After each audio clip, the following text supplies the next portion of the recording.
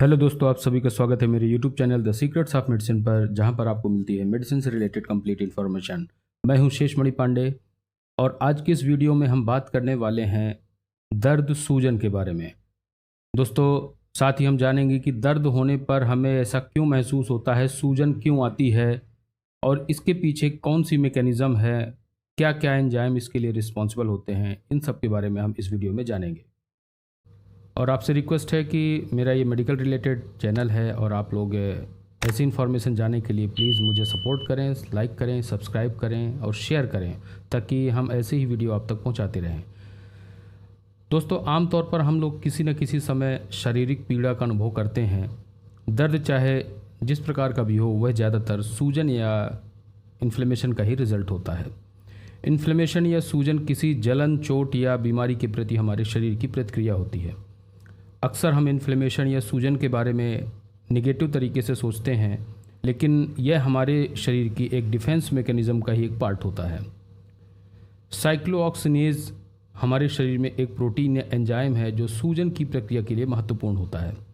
तो आइए जानते हैं साइक्लोऑक्सीजनेज हमारे शरीर में कैसे काम करता है। साइक्लोऑक्सीजनेज एक एंजाइम है जो प्रोस्टाग्लैंडिन बनाने में मदद करता है। प्रोस्टाग्लैंडिन हमारी बॉडी का एक नेचुरल केमिकल है जो इन्फ्लेमेशन या सूजन पैदा करने के लिए जिम्मेदार होता है। बहुत ज़्यादा लेवल में प्रोस्टाग्लैंडिन हमेशा वहीं पर होता है जहां पर सूजन ज़्यादा होती है, या फिर ये कहें कि ज़्यादा प्रोस्टाग्लैंडिन रिलीज ज़्यादा सूजन पैदा करता है, जैसे कि रेडनेस, इन्फ्लेमेशन और पेन। प्रोस्टाग्लैंडिन हमारी सेल मेम्ब्रेन के फास्फोलिपिड के इंजर्ड होने या ब्रेक होने पर निकलने वाले एराचिडोनिक एसिड से बनती है, और इस क्रिया में शामिल एंजाइम कॉक्स यानी कि साइक्लोऑक्सीजनेज है जो एराचिडोनिक एसिड को प्रोस्टाग्लैंडिन में बदलता है। साइक्लोऑक्सीजनेज एराचिडोनिक एसिड को थ्रोम्बोक्सोन A2 में परिवर्तित करने के लिए भी जिम्मेदार होता है। यानी कि जब थक्का बनने का समय आता है तब थ्रोम्बोक्सोन A2 हमारे प्लेटलेट्स को संकेत देता है। यह एक वेसोकॉन्स्ट्रिक्टर भी है, जिसका अर्थ यह है कि यह हमारी ब्लड वेसल्स को कॉन्स्ट्रिक्ट करता है, यानी कि संकुचित करता है। थ्रोम्बोक्सिन A2 में बनाने में फर्स्ट स्टेप एराचिडोनिक एसिड को प्रोस्टाग्लैंडिन में परिवर्तित करना है। फिर एक अन्य एंजाइम जिसे थ्रोम्बोक्सोन A2 सिंथेज कहते हैं, प्रोस्टाग्लैंडिन को थ्रोम्बोक्सिन में बदल देता है। लेकिन सभी कॉक्स एंजाइम इस प्रक्रिया को अंजाम नहीं दे सकते, यह केवल कॉक्स 1 के साथ ही होता है। आइए जानते हैं कॉक्स 1 और कॉक्स 2 में अंतर क्या है।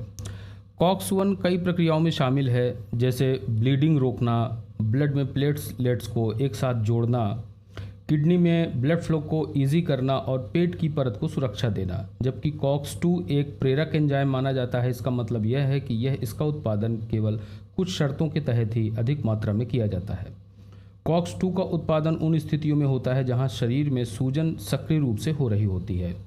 शरीर में कॉक्स 1 और कॉक्स 2 कहाँ पाए जाते हैं, आगे हम जानते हैं। कॉक्स 1 पूरे शरीर में व्यापक रूप से पाया जाता है, जैसे कि पेट की परत, किडनी, गर्भाशय, प्लेटलेट्स, ब्लड वेसल या हार्ट्स। जबकि कॉक्स 2 हमारे शरीर में जब सूजन ज़्यादा होती है तभी दिखता है।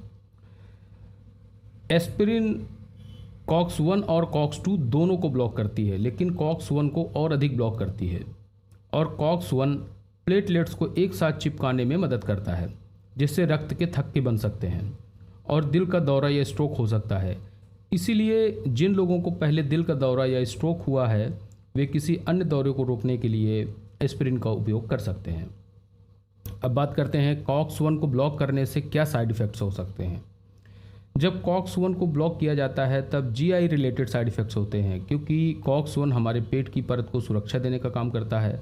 परिणाम स्वरूप पेट खराब होना और पेट में खून आना शामिल हो सकता है। इससे पेट, छोटी आंत या आहार नाल में अल्सर भी हो सकता है।